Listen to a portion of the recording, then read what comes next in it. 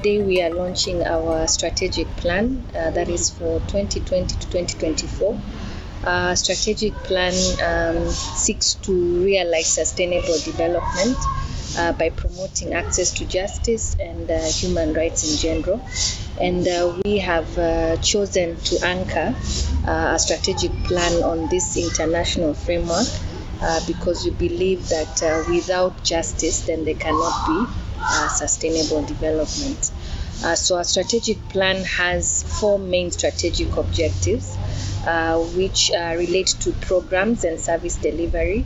So we intend to implement programs that are effective and that are responsive to the needs of our communities, and quality programs. So right now we are running the legal aid and education program, the advocacy governance and community partnerships program, the forced migration program, and the research communications and knowledge management program.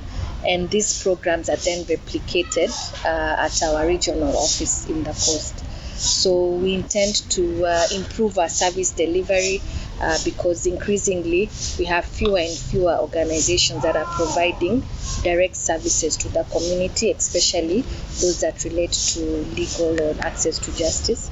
The other objective is relating to building the capacity of our stakeholders, and this I mean our paralegals and our own staff, as well as our volunteer advocates, so that they can have the capacity to support the programs of the organization, and also mainly to promote pro-poor policies and reform. The other issue would be strategic objective relates to advocacy. So we are going to strengthen our advocacy around issues that relate to access to justice, especially implementation of the Legal Aid Act and many other policies that may threaten the rule of law, so that we can then give a voice to poor and marginalized communities. And the last one relates to evidence-based research. So what we intend to do is to improve our research capacity so that our programs and our events and activities are actually informed by the research work that we are doing. And this we intend to do in collaboration with the academic institutions that have worked around access to justice for some time. So we believe that these strategic objectives, though, cannot be effectively achieved without having an enabling environment. And so we are going to also have four enabling objectives. One that looks at the human resource of Kituo, seeking to strengthen the human resource capacity, our staff to be able to have the capacity to deliver effective programs, also strengthening our governance and management through policy formulation and development of standard operating procedures that will enable the organization to run more effectively. The last enabling objective then is to strengthen and grow funding, because a lot of this work cannot be done without money. So we need money to actually implement the work. So we intend to grow our funding and finance so that it can support Kituo to achieve its objectives.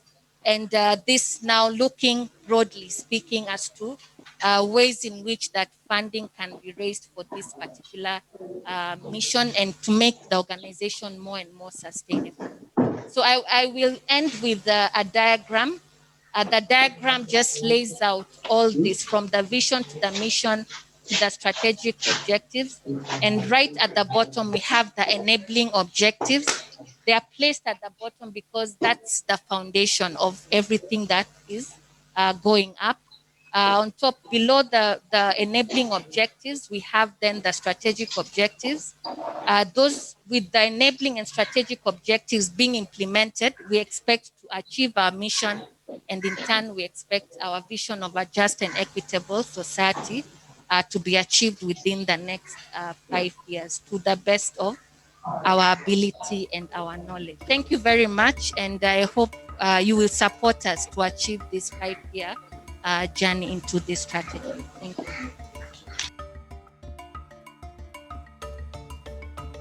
our objective number one, what we are looking at is to ensure that we strengthen our existing programs to ensure that they are able to promote and protect the rights of the citizens. Looking inwardly, we intend to build our capacities both at the board and as an organization so that we can be able to deliver what we have promised to do. And in doing so, we are going to have evidence-based research so that our evidence or whatever programs or whatever materials we are bringing out are based on both research and scholarly advice grounded on human rights. We all know that Kituo is one of the oldest organizations. It's 46 years plus, and therefore we got a lot of resource capacity that we can be able to use in promoting access to justice. Again, the other strategic objective is to build and strengthen the voices of the poor and marginalized. And this we do it through our paralegal aid system, where of course we have our justice centers, and it is those justice centers where we will build the capacities of the citizens to be able to represent themselves and to be able to see outcomes reaching out than before. Of course, initially our paralegals have been able to do a lot of work out there, but now we are moving forward to train them on alternative justice systems. As you may have seen in areas like Madale or Trans Nzoia or in Mombasa, we have had conflicts coming out because communities are not able to resolve disputes within themselves. So by training our paralegals on mediation, adjudication and arbitration, then some of these matters can then be resolved at the community level. So we will not just be focusing on litigation alone, but we also be focusing on adjudication of disputes through what the judiciary lodged. We hope that to do this, we'll need then to work with not only the paralegals, our volunteer lawyers, and our community centers in achieving this. And then finally, we also need to ensure that the rights of the poor and the less privileged are marginalized. You know, COVID-19 did not just bring a challenge around health, it also brought a challenge around justice. And one of the things we did as Kituo, if you may remember, is that we went to challenge some of the rules which came in during the curfew time.